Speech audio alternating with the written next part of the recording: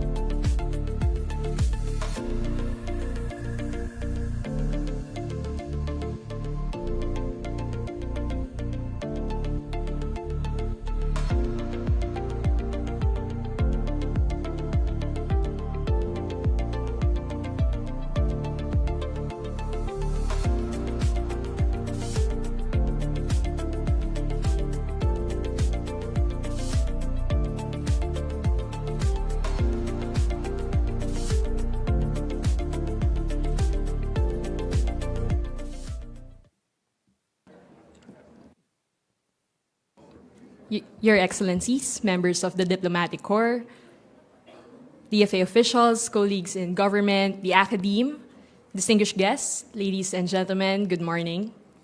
The Foreign Service Institute welcomes you to today's Mabini Dialogue on Environmental Stewardship in the West Philippine Sea. We'd also like to welcome our guests from all over the world who are joining us via Facebook live stream. I am Jacqueline Benaventura, and I will be your moderator for today. Today's Mabini Dialogue will discuss how the transboundary nature of marine debris and pollution demands a concerted regional approach for effective management and mitigation, emphasizing the crucial role of science diplomacy through environmental stewardship in the West Philippine Sea. We are greatly privileged to have an esteemed expert in marine science to talk about marine plastics, existing frameworks designed to combat marine debris in the Southeast Asian region, and the potential areas of cooperation with ASEAN states and external regional partners in addressing these concerns. Ladies and gentlemen, allow me to introduce our distinguished speaker. Dr. Florence Onda is an associate professor at the UP Marine Science Institute and the current associate for research, innovation, development, and enterprise, and the founding principal investigator of the Microbial Oceanography Laboratory, or MOLAB.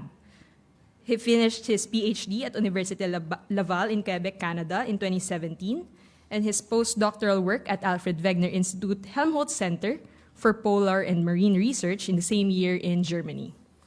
He returned to the Philippines in 2018 as a Balik scientist of the OST and the Balik PhD Fellow of the UP system as the only microbial oceanographer in the country at that time. Since his return, Dr. Onda has implemented 20 different multi-million-dollar funded research projects covering topics of microbial ecology and biodiversity, marine plastics pollution, sustainable aquaculture, deep sea research, and science diplomacy. As an oceanographer, he led and joined various expeditions in the West Philippine Sea and adjacent waters, including the Pacific, the Arctic region, and the Pacific. In 2021, Dr. Onda is one of the first 2 humans to reach the Emden Deep in the Philippine Trench, the 3rd deepest point on Earth. Dr. Onda's accomplishments have significantly shaped local policies and brought attention to pressing issues, earning him multiple recognitions. Ladies and gentlemen, without further ado, let us all give a warm round of applause to Dr. Florence Onda.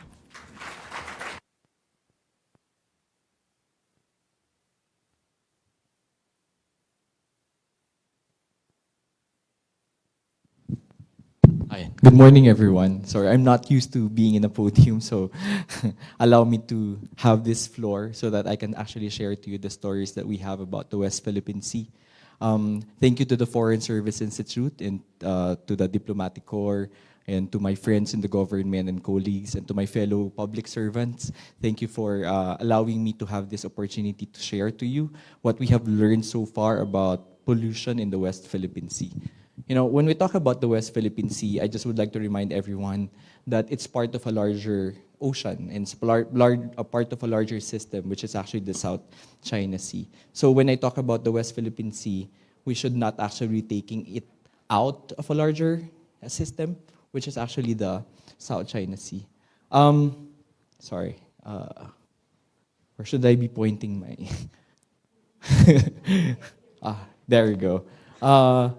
When we talk about environmental pollution and when we talk about environmental stewardship, we need to understand that compartments in the environment are not disconnected. In reality, they're actually very much interconnected from each other. So when we talk about how are we going to protect the West Philippine Sea, we should be understanding the effects of the different compartments to the West Philippine Sea. Here in the map, I'm showing to you the different connections. There's what we call the ridges to reefs. What's happening in the higher mountains will always affect the environments in the coast. However, the coasts are not separated from the open sea. So whatever happens on the coast will have an effect on what's happening in the open ocean. And the offshore environments in the West Philippine Sea are not isolated from the other seas around the region. And that's what we call the seas-to-seas connection. These different scales of connectivity is important when we talk about conservation, primarily because the scale of intervention will also vary on the type of effects that the different activities that are happening in the coast will have on the different marine compartments or environment. So different scales of events will also have different scales of interventions. There are certain things that we can only address at the local scale, and there are certain things that should and can only be addressed at the regional or international or global scale. Sorry, next slide, please. There.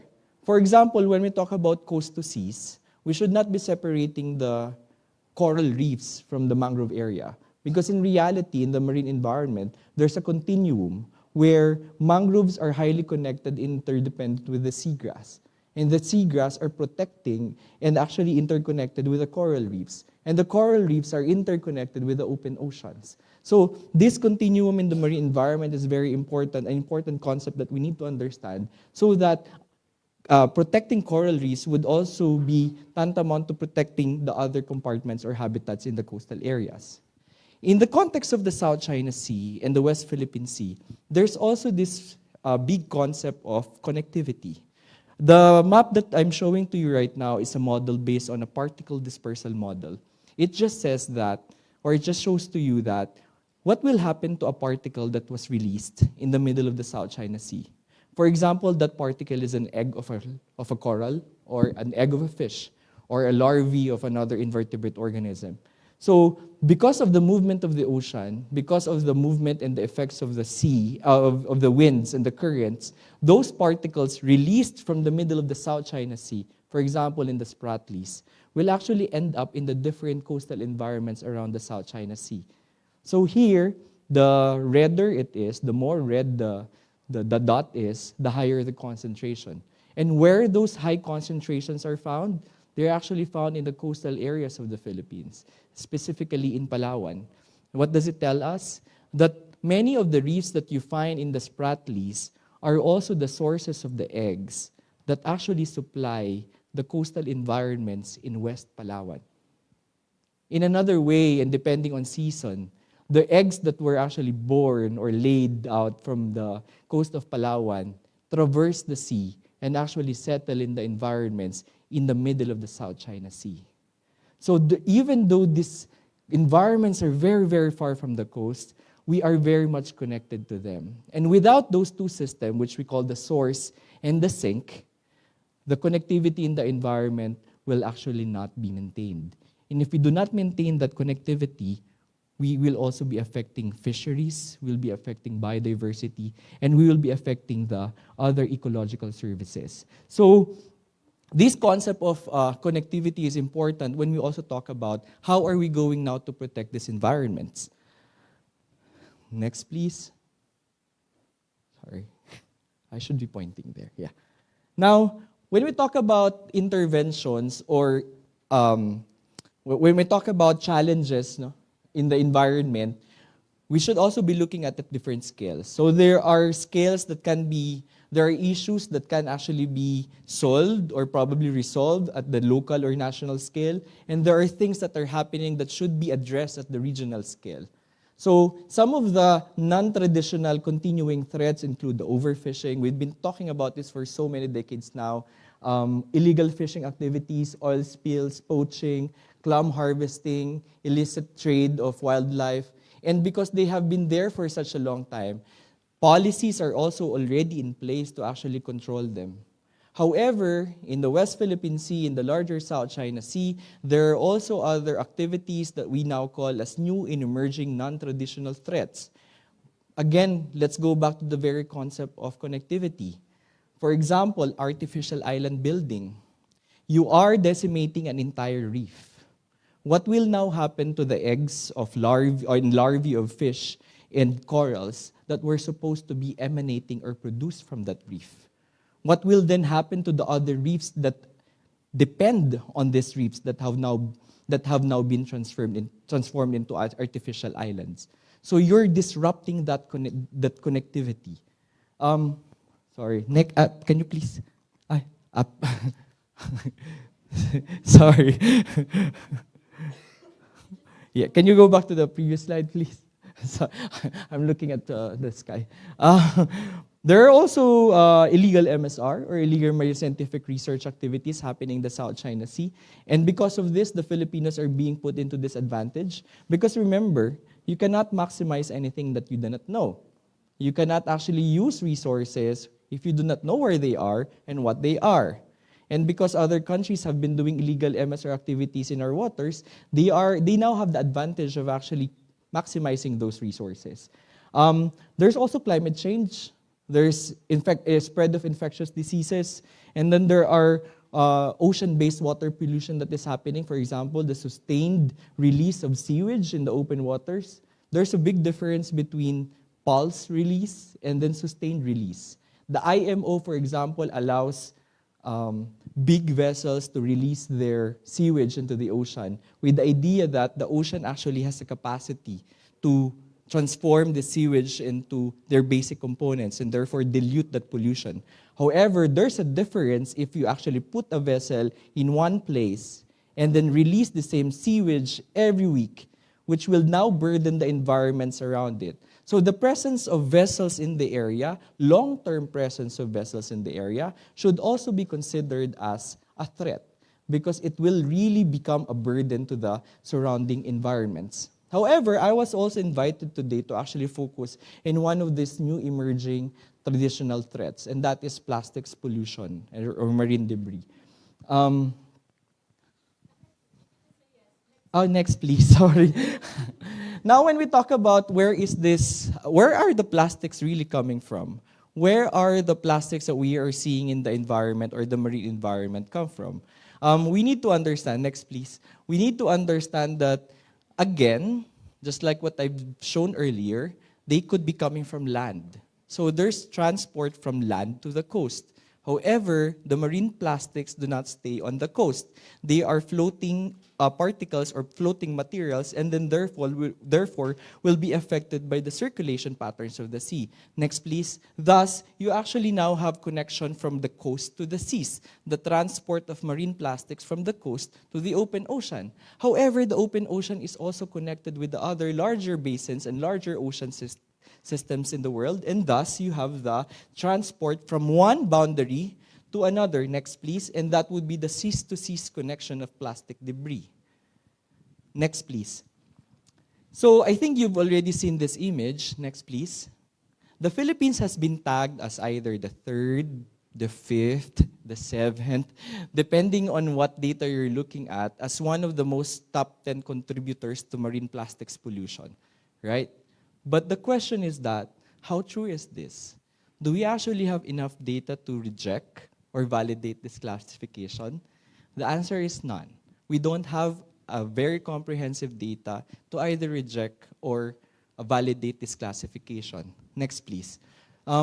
We've been tagged also as, our rivers have also been tagged as the most polluters. I think 7 out of the 10 rivers in the world were suggested to be the most contributor to the plastics that are leaking from the land to the open ocean through the riverine environments. Next, please. So what we did is to do ground truthing. How much really is the contribution of Philippine rivers to the oceans? So this paper, the top 10 ranking, was based on a paper published by Mayor.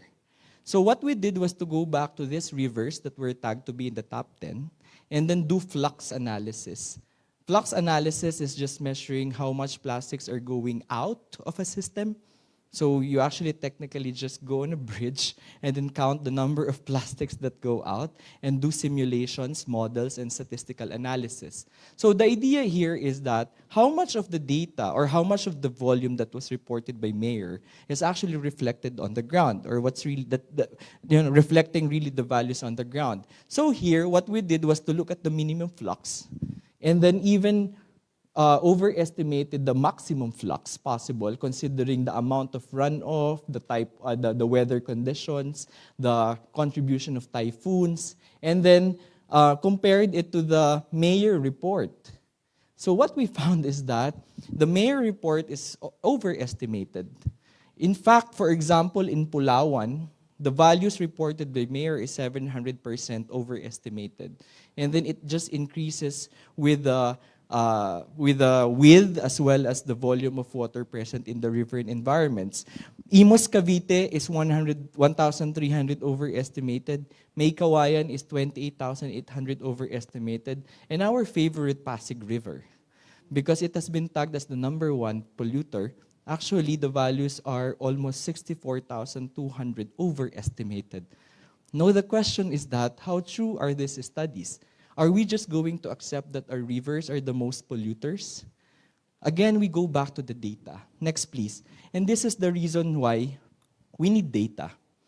The Philippine government recognizes the need for information, the need for baselining, and the need for data. Thus, baselining is the number one strategy found in the National Plan of Action on Marine Litter. It actually says that we need to have a common definitive baseline on waste leakage and accumulation in the marine environment. But how are you going to come up with the baselines? You go to the different agencies right now and ask them, do you have data for this? There's no agency that will be able to spew out that data or to provide you with that data. Why? Because baselining entails going out and counting the plastics one by one. You actually need to do research. You need to do studies. Next, please.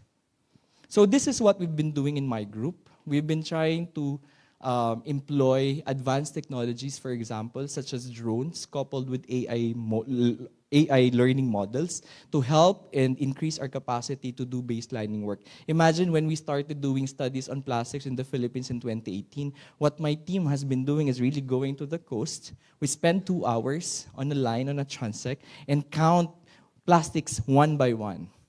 But remember that we have the 5th longest coastline in the world. We have 7,641 islands. If we're gonna do that way, until how long would it take us to actually finish counting and doing baselining? So we need to adopt technologies, and this is the technology that we've been implementing now. Doing drone imaging, for example, or satellite imaging coupled with AI models. So these are just some of the images that we've taken, for example, in Bolinao, in Baseco, in Batangas City. Things that we were doing for almost 2 to 3 hours can now be done by the drone and the AI in 30 minutes. So we can cover larger areas, we can do baselining, and actually provide that data to the government and decision makers. Next, please. So this is just an example. So it's always a joke in my team that you need to actually stand under the drone and then let the AI identify you if you're going to be a plastic or not. Next, please. But what do you do with the data? Gathering data is one. But what are you going to do with the data afterwards? So the different governments in different countries as well as UN bodies have been trying to encourage different organizations to come up with their own databases. And the idea there is to collate, to synthesize, integrate this data so that it can be used for education, advocacy, as well as policy making. In the Philippines, this is the only database that we have for marine plastics pollution. Actually, this is the only working database that we have in East Asia. Imagine that. Southeast Asia has been tagged as the center of pollution, but Philippines has the only working database. And so you can actually go to the plasticout.ph right now. Next, please. There you will find information on where data is available in the different parts of the country. We've sourced out the data from the different researchers, from literature, from the different reports of the different agencies, from citizen scientists, even from Philippine Coast Guard, because we've trained them to actually collect the data. And then we put them together, trying to understand the extent, the gravity, and hopefully understand the fate, the processes, so we can come up with locally contextualized mitigation measures. But next, please. There's also data analytics there. If you want to understand or you want to know what type of plastics is actually most problematic in my province, you can actually find it there if data is available for your province. Next, please. But why do we need baseline? How can data actually help? Now we go to the West Philippine Sea. During the pandemic, me and my team have been roaming around Palawan, West Philippines, in Bolinao, Mindoro, as well as in West Luzon, trying to do counting, to do baselining. And this is what we found out. Manila Bay is still the highest polluted. The coast of Manila Bay actually has around 23.7 plastic species per square meter. That's per square meter. Multiply by that how much area there is in Manila Bay. Eastern Palawan actually follows this trend, being the second, and then Western Palawan being the third. But surprisingly, Pag-asa, which is an island that is very, very far away in the middle of the South China Sea, actually has pollution index that is higher than Western Palawan. There are only around 100 people who live in Pag-asa. I've been to Pag-asa several times. But why is it that the coast of Pag-asa, actually not just Pag-asa, but the islands near Pag-asa, Kota, Parola, Lawak, Likas, we've been there, actually have higher pollution than the mainland Palawan. Next, please. So what we found out is that population still the main source of pollution. Where there's high population, there's high consumption. And when there's high consumption, there's high pollution. But there's a missing link between the consumption and the accumulation or pollution. And it's actually, next please, mismanagement. We do not manage our waste well, and therefore it results into leakage. Next please. But what again can data tell us? So what we tried to was to identify what are the most problematic or what are the most types of plastics that accumulate in the coast of the Philippines. And we found out that they are actually thin wraps, labels, and packaging. And we use this for what purpose? Or what products do we use these types of plastics? Sachet? What else? Drinks? What else? Candy wrappers? What else? Deliveries. Food deliveries. And there was a spike on this during the pandemic. Why? Because everything was just actually at the tip of your finger. Convenience, right? Second, foam fragments, styrofoam, for example. And the third are the fishing-related gears and materials. Who would have actually thought that we were just always pointing to communities. We were just always pointing to production. When in fact, another industry who go out into the seas actually also contribute to the plastics pollution that we are seeing in the marine environment. And those are actually the fishing-related gears and materials. Next, please. Now, why is it important for us to identify this? You might be wondering, why do the scientists spend so much time trying to count those plastics and even identify them? Because by identifying the usage, we will then be able to identify what industry, what organizations, and sectors are really contributing to the problem. And by doing that, we can do targeted policies and interventions. Next, please. For example, if you look at the context of Palawan, and you look at the type of plastics that are dominant in the coast of Palawan, on the right side, majority of these are actually foamed fragments, fishing lines, and ropes and strings. And where do you use those types of materials? For fishing and maritime industry. Then you go to Manila. What type of materials do you see in Manila? Thin plastic wraps, foamed fragments, straws. And what sector is contributing that? That's actually the food and commercial industries. Now, do you think the policies that are applicable in Manila Bay, do you think they will be applicable in Palawan? No. DNR, for example, released a memorandum saying that we should ban steers nationally. So do you think it actually resolves the problem in Palawan, the most problematic type? No.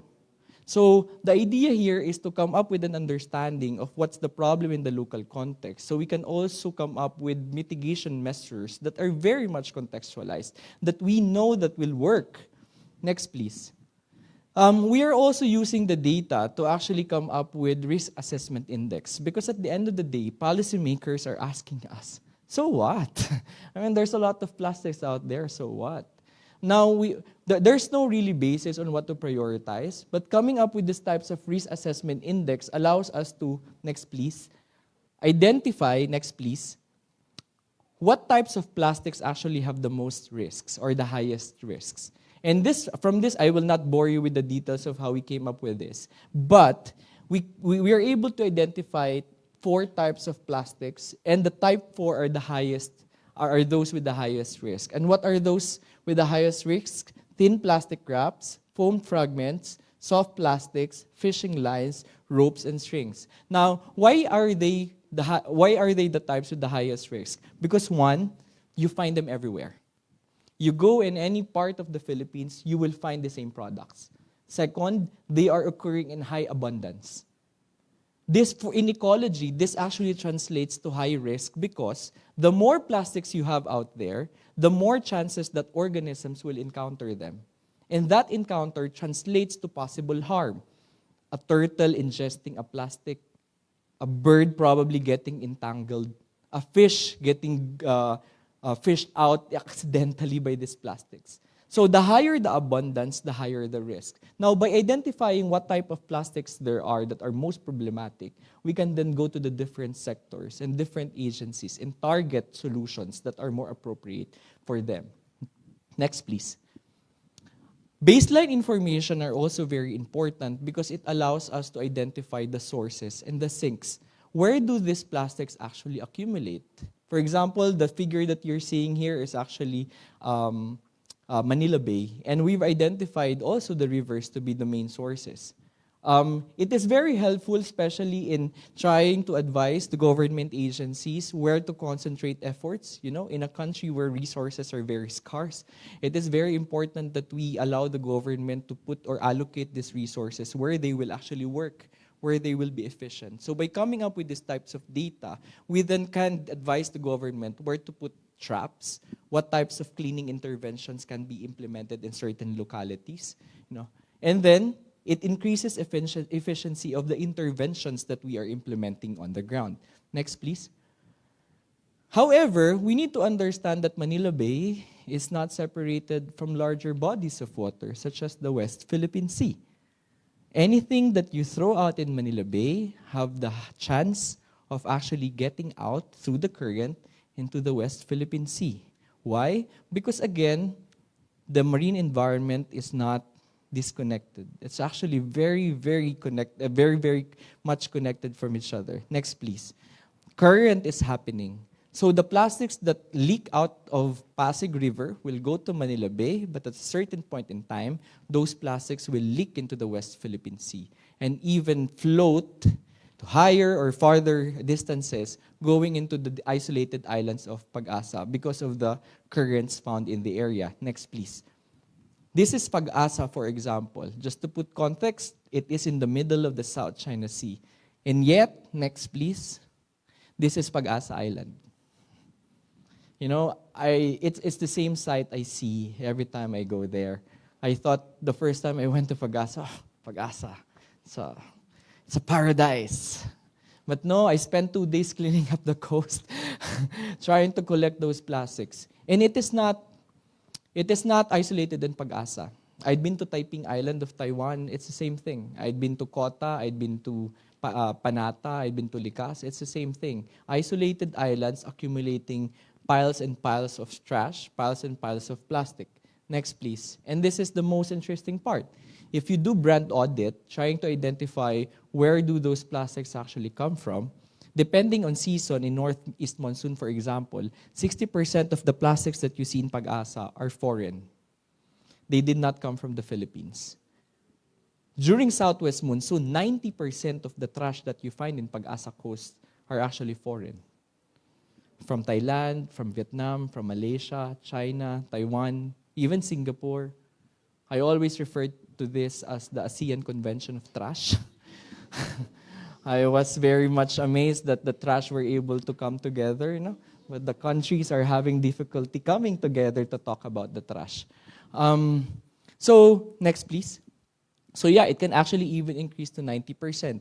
This just shows the interconnectivity in the marine environment and the transnational boundary nature of the problem. Again, we go back to the scale.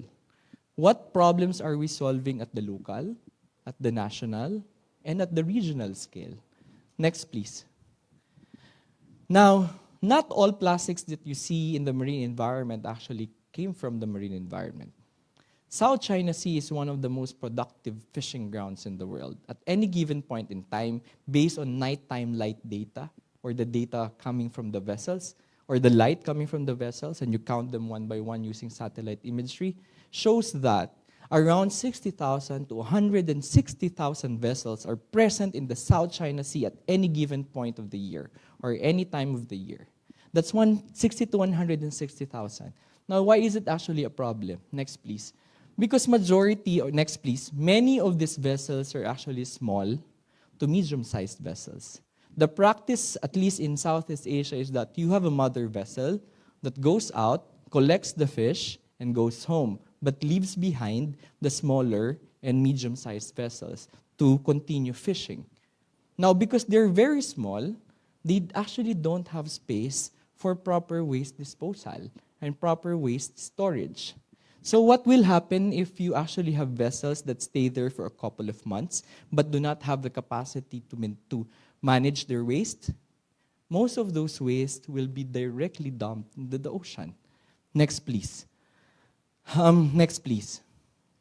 These are just some of the trash that we've collected in Pag-asa Lagoon. You know, we were diving one time, and then we saw this floating trash bag. We opened it, and the sauce were still fresh, suggesting that they were freshly dumped into the ocean. Imagine there are 160,000 vessels doing this, even just once a week. How much trash are floating in the middle of the South China Sea coming from the vessels that are also staying in the area? However, because of the geopolitical tension, there's also now limitation and difficulty in regulating, in policing such activities, even though IMO, for example, prohibit that from being prohibit direct dumping into the ocean. Next, please. The plastics that you're seeing in the surface also do not stay in the surface. At a certain point in time, plastics will interact with water. It will interact with the other organisms. It will be biofouled, meaning organisms will attach to it. And then, therefore, the characteristics of the plastics will change. And what will happen to the plastics? It will sink. That sinking is important because we have this concept that plastics are just floating anyway. Deep organisms are protected from that. But no, apparently not. Plastics, even though they're very, very buoyant, make their way into the deeper parts of the ocean. And sinking will then expose deep sea organisms to these types of pollutants. Even though we're not sending them directly, nature has its own way to actually change the characteristics of the plastics and make their way deep into the oceanic environment. For example, the Sesha Bay Canyon in the North-South China Sea is now becoming a dump site. You know, the crevices are accumulating many of the plastics that are sinking, that have been released from the coast or also from the open ocean. They end them deep in the Philippine Trench, which is the third deepest part of the world, in the deepest part of the Philippines, is not a different story. Next, please. So this was the expedition that we did in March 2021. We went to the Emden Deep, you know. That was very historic. That was the first time that Filipinos and humans were able to see it. But surprisingly, it was not us who went there first. We sent our trash there first. There was this moment when we did the dive and we reached the bottom of the Endem Deep, and I was telling the pilots, I said, oh, there's a deep sea jellyfish in that direction. I said, yeah, let's go there. And we went to that direction. And as we approached, I thought it was a jellyfish. But no, it's a freaking white plastic bag floating in the deep part of the Philippine Trench. You know, that was very sad. I thought I was going to Mars, but at that point, I was just punched in the gut and pulled me back to Payatas. That was, you know, as a scientist, that's a manifestation of how much pollution there is. And being the first Filipino to go down there, that was not the story that I was hoping to tell to other Filipinos. And to witness it, you know, on site, it's a mind-blowing thing. Next, please. Now, when we talk about plastics, we should also be cautious, and let's recognize the fact that it's not just us who will be affected. Plastics is actually affecting the entire trophic system, from the very small bacteria to the phytoplankton, to the small fish, to the small larvae of invertebrates, to, you know, seabirds, to turtles, to marine mammals, and being at the top, being at the apex of that trophic system, we will be affected in the end. Next, please. Yes. So going back to this concept, next please, what kind of interventions then we can do or actually implement on the ground to help manage and curb plastics pollution? Next please. What can we do at the local scale, at the regional scale, and also at the global scale? To understand this better, next please, we need to look at the value chain of plastics. What are in the upstream, what are in the downstream, and what are in the midstream interventions can we do? For example, when we talk about upstream, we We should be talking about the manufacturing, the international trash trade, the transboundary problem of the plastics, the ocean-based sources of plastics. And then at the midstream and downstream are the waste management, unsanitary landfill, leakage, unsustainable consumption, lack of regulation, and limited data and information. I think it's important to recognize the feasibility of doing things at certain scales. Next, please. Because interventions will now depend on the type of issue that we are dealing with. For example, at the global or regional scale, the interventions would be policies and agreements and treaties. But at the local scale, we need policy, but we now need to consider cultural, education, and socioeconomic differences. You know, I was just in Sitangkay. You know where Sitangkay is? Who knows where Sitangkay is? No? The southernmost island that we have in the Philippines. Stilt houses in Tawi-Tawi.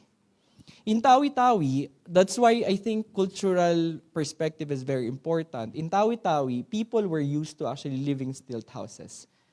Water under their houses. So they're used to actually just throwing their garbage or trash directly into the ocean, with the thinking that it will be eaten by fish anyway, or it will just degrade, or the ocean will just bring it away.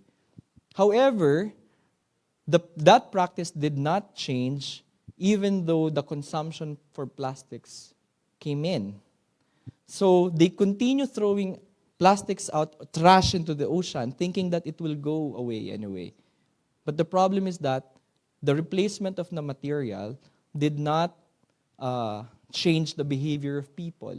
So they continue throwing their garbage directly under their houses. So for me, that's very cultural. And we need to understand that psyche. And I think that's where we are limited right now. Because the approach will then be different. At the global and regional scale, for example, the approach would be a bit more global, but also generic. We know how treaties go. But at the local scale, we need now to contextualize the intervention, looking at their socio-economic differences, their cultural backgrounds, as well as level of education. So there is no one-size-fits-all solution. That's why, again, I go back to the very fact that research is important because it will provide us with local contextualization of the issue. Next, please. In the Philippines, we tried to contextualize the interventions that we have been doing. We tried to look at the scale and then also the effectivity and the overall impact of the interventions that we have been doing.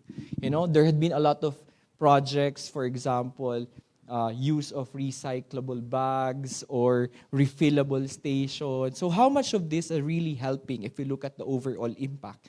And we found out that initiatives such as refill, eco-bag mandates, and cleanups actually are affecting local scale, but also do not have high impact. Primarily because you're just repeating the practice every week anyway. Cleanup is very expensive. The recyclable bags, they actually end up also in the landfill. So did it actually solve the problem? Probably not. And then you now have the high impact, but also local scale, but we have not done so much on this. For example, EPR, the extended producer responsibility, education, and then formalization of the waste pickers. Actually, we need to thank the waste pickers because they are the last defense that we have against plastics pollution. They collect everything and put them back into the circularity.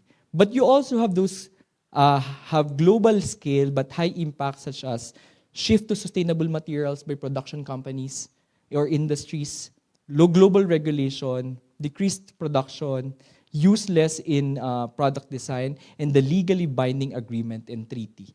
Next, please. Next. So actually, all initiatives are important. Sometimes I'm being asked, what's the best intervention? I don't know, but I think it's better to have this than having none at all. Next, please. There are also different legal regimes that we can make use of. For example, at the global and then also at the regional, there had been a lot of initiatives in the region, in the Southeast Asian region. But for me, one of the difficulties that you can have the plans, you can actually have the vision, you can have the aspirations, but if you do not have the science to back it up, it will be very, very difficult to implement. Next, please. So many of the, and I think this is the difficulty, because many of the research and studies that have been done in the region are still focused on harmonizing, optimizing methodologies, and there's not much really trying to identify realistic and usable interventions. For me, this indicate the infancy of understanding the problem right now. Imagine we are still at the point where we're doing baseline. We're just trying to identify the extent. So it's the research work for plastics really in the region is still in its infancy. So limitation in effective mitigation and prevention strategy because of the lack of understanding of the problem. Next, please. Yeah, so environment protection is a shared problem, but it's also an opportunity. Just give me a minute on this. Next, please. I just would like to emphasize now the role of MSR, or marine scientific research, especially in the West Philippine Sea. I think it's a low-hanging fruit.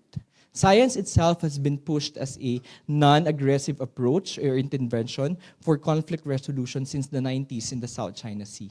In plastic, although it's a problem, it's also a good problem to solve by all countries. Actually, right now, there's a move to enjoin other countries to go back to the negotiation table and actually just talk about this problem. It's very neutral, it's pervasive, it's prevalent, and all of us are actually concerned. Next, please. The Philippines has been recently building up its capacity for marine scientific research. Before, we don't have dedicated vessels based on academic institutions to do research. Now we have the National Academic Research Fleet, a group of vessels that is just dedicated to doing marine scientific research in the South China Sea. And why is this important? Because scientists can now go out and do research. We can now go to the other countries and say, hey, we have the assets, we have the capability. Can we do joint ocean marine scientific research expeditions together? There's a very good model for this, the JOMSRE with Vietnam that happened in the 90s to 2000. So it is possible to do marine scientific cooperation to actually push and lobby for marine environmental protection in the South China Sea. Next, please. And then move towards multilateralism. Actually invite other countries to join these scientific expeditions. Next, please. Another recent development in the Pag-asa Island is the establishment of the Pag-asa Island Research Station. It's the westernmost marine research station that the Philippines has in the west of the Philippines. Now, why is it important? Because Pag-asa Island Research Station is not the only marine research station in the South China Sea. You have different marine stations already put up by China, by Taiwan, by Vietnam, by Malaysia, and Indonesia. If these marine research stations can do joint efforts, simultaneous monitoring, we can actually have better data to understand what's happening in the South China Sea. It's a form of confidence building, but at the same time, trying to solve the problem that we are all experiencing in the region. Next, please. So I think the takeaway here is that there are different interventions at different scales. But the South China Sea is now in a... we are in a very critical point. The scientists are very worried because we talk about territories, but degradation is continuously happening. And the sad thing is that probably when we come to the point that we have already resolved our disputes, there's nothing to protect anymore. So what's the value of that? So hopefully you've learned something from this talk. I'd be very happy to answer questions. Thank you very much. Thank you very much, Dr. Onda, for your insightful presentation. At this juncture, the floor is open for questions. To our audience, please feel free to raise your hand or proceed to the mic stand located at the center aisle. To our guests joining via Facebook Live, you may use the live chat feature to send in your questions. Kindly state your name and affiliation so we may properly recognize you. We also kindly ask the audience to keep their questions and comments brief so that we may accommodate more questions. Are there any members of the audience who would like to raise a question? Yes, please.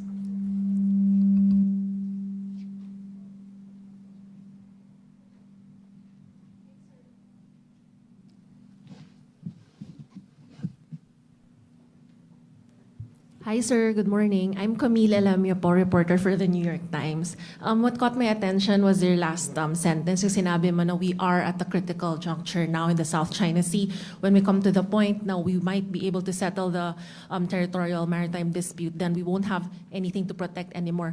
Can you just give us like what's the magnitude of this problem for you to say na we are at a critical juncture now? Yes. I think we shouldn't be just looking at marine plastics, no? If you look at indices, for example, on coral cover, it has continuously decreased in the past decades. Fishing, overfishing is still happening, and there are models saying that if the status quo remains, the population might not be able to bounce back and therefore actually lead into its collapse in a few years' time. Marine pollution, in terms of the metric that we are using, the amount of plastics that are accumulating, it's really increasing through time. Other types of pollution, such as coastal pollution, you see the satellite images. Many of the coastal areas in the South China Sea are now degraded, and actually siltation and then other types of organic pollution is also increasing. Climate change is also in effect, and we've seen massive coral bleaching just a few weeks ago. And together with climate change and other pressures, how will the environment be able to bounce back and actually recuperate? And all of this actually just tell us that if the status quo remains and the environment continue to degrade and we are not doing anything to actually protect it, I mean, the environment needs help. And if we don't help it, it's very sad to say, but it will degrade continuously. Different metrics tell us that the South China Sea has continuously degraded. And I think this is where limitations also come in, because we need to really identify how we can help it, but without research, it will be very difficult to do. And there has not been much research done in the common areas, or at least in the larger South China Sea, and research has been limited in the coastal areas because that's where accessibility is, because that's more accessible. But in the larger oceans, with the geopolitical tension, it also limits capacity of researchers and scientists to actually do research. Projections are one, but ground truthing is another. And it's going to be very difficult to identify what kind of measures that can be done in the area if we cannot do research. And I think that's where the MSR, the Marine Scientific Research Capacity Building, as well as Joint Ocean Marine Scientific Research, can actually help come in and foster confidence building among nations and countries. Yeah. Yes, Ms. Liza. Morning, Dr. Onda. Thank you very much for your presentation. My question lies in the nexus of blue economy and climate change mitigation. How do you think can ocean resources be sustainably managed while protecting the remaining marine biodiversity as mechanisms for climate solutions in the contested waters of the West Philippine Sea? You also talked about how now we're still in the infant stages of developing solutions. Where do you think shall we begin? Thank you. Wow. That's a Miss Universe question. But I mean, that's the entire problem that we have in the region already. But I think I'm coming from the perspective of being a scientist. And for me, data matters. Because from the data, we're able to really understand where are we going to start. For me, a low-hanging fruit is data sharing in the region. There had been different studies have been done in the South China Sea, but they are not available. One thing that we're pushing for example, is a low politics scientific symposium in the South China Sea, just really to talk about how are we going to approach the problem by understanding what is the problem and what are the problems. Moving into the blue economy and the nexus, for example, of biodiversity conservation, I think there are already a lot of frameworks on that. You've got the 30 by 30, the SDGs, the blue carbon framework. The Philippines has just been passing, pushing for policy reforms. That you also have the PENCAS now, the accounting system for natural resources. So I think the framework is already there, but it's just a matter again of asking, where do we start? And for me, it's data and information. I was just in the House of Congress, and I was just in Congress yesterday in the House of Representatives, and we've been discussing about this, saying that the different bills and policies actually need information. But where do you get the information? What agency has the mandate to help push for marine scientific research in the Philippines? None. It's actually an abandoned child. different agencies have their own research, but we don't have that large national framework to actually push for marine scientific research agenda. There's none. So for me, again, information. We need to support our scientists. In the same way that the scientists actually are also very the scientists are also in a strategic position to push for confidence building in the South China Sea and the other areas of the in the West Philippine Sea and the other areas of the South China Sea. That's a low-hanging fruit, the data sharing. Because from data, we're able to know what's the problem, what's the mitigation measure that is more appropriate, and how can we actually move forward with it. And we will also be able to answer your question. To what extent the damages have been done? To what extent are we able to rehabilitate and recuperate? And to what extent that we need to let go because there's nothing that can be done anymore? Yes, sir.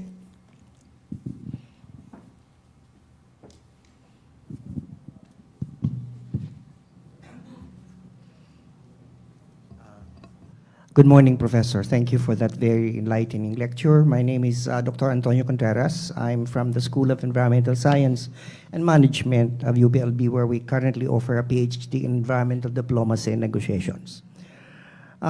You talked about the role of science, and you talk about data, ground truthing.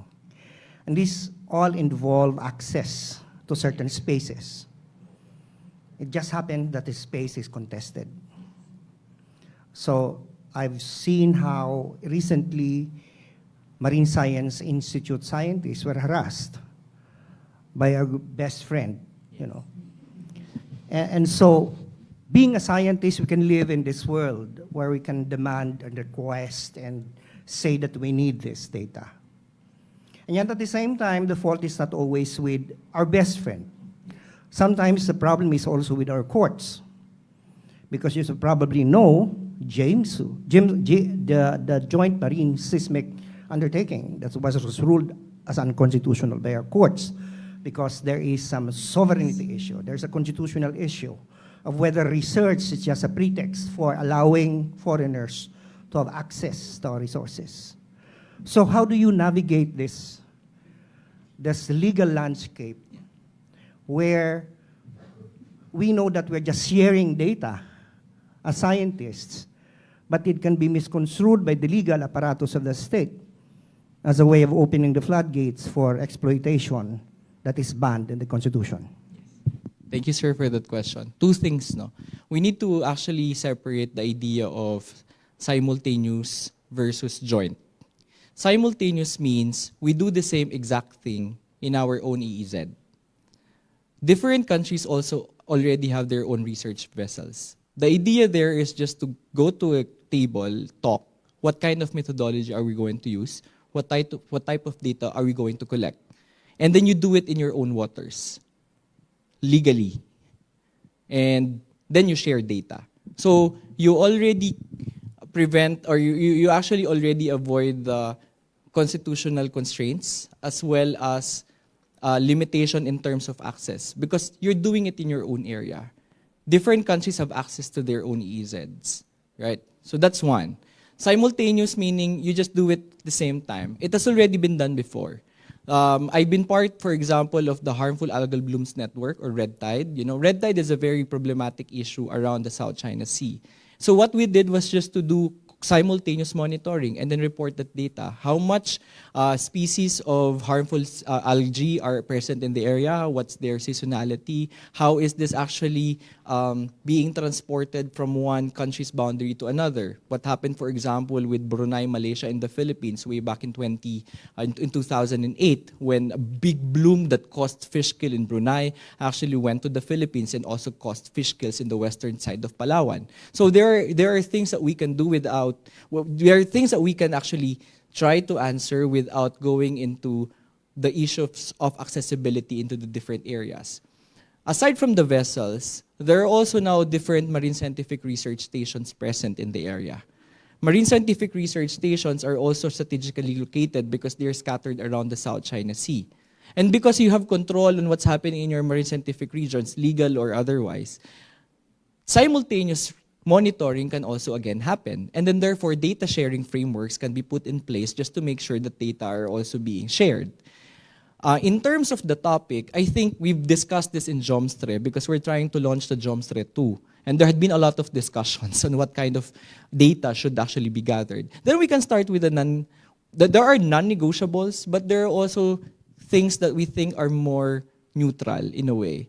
We identify the problem first. For example, if we identify plastics, I don't think that there's going to be an interest for a country to keep data on their own. And actually, there are no resources associated with plastics pollution. So can it actually be the first jumping point for the Ocean Marine Scientific Cooperation? Probably. The second is climate change.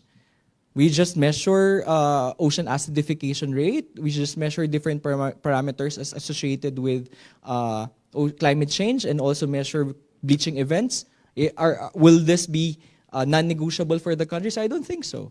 So there are more neutral questions and grounds where we can actually push for. But I do understand also that there's a need, for example, to do more rigorous and comprehensive joint expeditions. And I think we already have templates for this. The JOMSTRE, or the Joint Marine Scientific Research Expedition, conducted by the Philippines and Vietnam 4 times in the past 2 decades, is actually a very good template to this. It actually resulted into understanding what areas are sources and sinks of different eggs and larvae of different organisms in the South China Sea, and then which then lead into suggestions of which areas should actually be protected, which areas should be recognized as key biodiversity areas, and then therefore should be protected.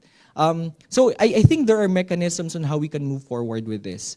On the legality, I will leave it to my colleagues in the in the law department to actually identify if these are constitutional or not. But on the topic of science, I think there are a lot of questions that should be shared, that are actually shared problems, and a lot of questions that can be answered given the restrictions and the geopolitical disputes that we have right now.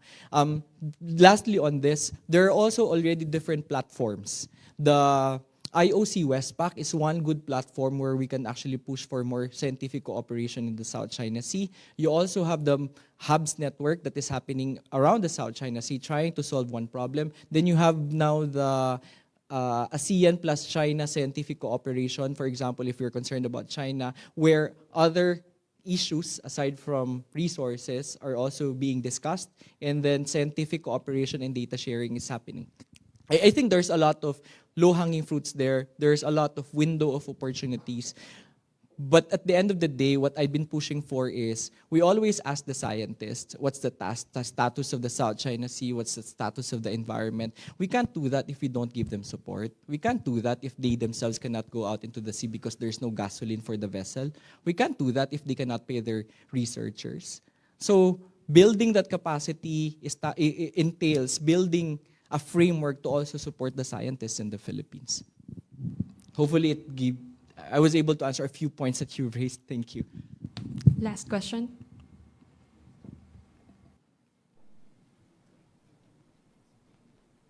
Good morning, Professor. I am Emilio Tordesillas from the University of Asia and Pacific, and I currently work for WR Advisory. I have a question regarding the case of destructive and illegal forms of fishing as compared to plastic pollution. But before I get to my question, back in 2021, I visited Capiz and did a few island tours, surrounding islands nearby, and I visited local fishing communities and did some interviewing of the local, with the local fisherfolk. And it turns out that one of the biggest environmental problems that these local communities were facing had a lot to do with the problem of illegal dynamite. Of course, I mean, it is illegal dynamite and cyanide fishing, which led to the massive destruction of corals underneath the water. Now, this is a local issue, of course, but in regards to the West Philippine Sea, is the issue of illegal fishing methods such as the use of dynamite and cyanide also a major issue to be tackled? And if so, who are the forces behind this who shall be held accountable? Thank you, Professor. Okay. If the question is illegal fishing and destructive activities are actually happening in the areas in the South China Sea, yes. We've visited several reefs, and we've seen indications of blast fishing. You go to a reef and then you find crevices in the middle. That's actually an indication of blast fishing or dynamite fishing. Our own staff our own ship crew who used to be working in the fishing vessels actually also showed us indications of cyanide. They are happening. How extensive they are, we don't know yet. Again, I go back to the capacity. We have evidence to show that they are happening there and that they are actually present. But the extent, we don't know yet, primarily because we've been limited also of how much we can do in the area. Imagine the Marine Science Institute has only visited a couple of islands and features in the South China Sea. We haven't seen much of what the South China Sea and the Spratlys, as well as the West Philippine Sea, can actually host. So I think it's also not good to say which is more problematic. Is it plastics or this type of fishing? Because these are all environmental issues that we need to deal with. And the danger there is we might be putting more resources in one and actually not paying attention to the other. Who are the culprits in these activities? I think for large extent damages such as island building, we know who they are, right? If we are talking about coral reef degradation and habitat destruction, I think the artificial island building is one of the biggest problems we have, and we know who they are. In terms of the individual activities such as dynamite fishing and cyanide fishing, we have not caught anybody in the act. I don't know, probably the Philippine Coast Guard had, because it's their mandate. But surveillance in the area is also very limited, again, because of the geopolitical tension. One thing that is being pushed in the region right now is a regional fisheries management organization, which doesn't exist. I was in China in 2021, ASEAN plus China discussions, actually talking about how are we going to protect the stocks, and everybody agreed that population of fish is decimating, it's declining. We need to declare fish bans, for example. And then China said, but we are declaring fish bans. And it's true, they do have their own fish bans. But if the other countries follow that, then whose authority are we following? And that's where the politics come in. But if you have a regional fisheries management organization, because we all agree on the potential intervention anyway, then you lessen the politics. You allow the scientists to actually decide and allow the governments to comply. So, on the question of who, I'm just going to tell you that there's a lot of Filipino fisher folks, there's a lot of Vietnamese fisher folks, and there's also a lot of Chinese fisher folks there. Who are doing it, I don't know, because we are not surveilling them. That's not the work that we have. But we can identify who are those fishing vessels that stay longest in the area. And if there's going to be a correlation on that, that's something else, no? Thank you. In the interest of time, we will now be closing our open forum. Thank you, everyone, for sharing your thoughts and enriching the discussion with your questions. Thank you very much, Dr. Onda, for your answers and insights. Now, I would like to invite the Honorable Lolita B. Capco, FSI Executive Director and Officer in Charge, to award the Certificate of Appreciation to our speaker. Allow me to read the citation. The Foreign Service Institute awards this Certificate of Appreciation to Dr. Deo Florence L. Onda for his invaluable service as speaker at the Mabini Dialogue Series on Environmental Stewardship in the West Philippine Sea. Given this 26th day of June 2024 at the Foreign Service Institute, Pasay City, Philippines, signed Director General Francisco Noel R. Fernandez III.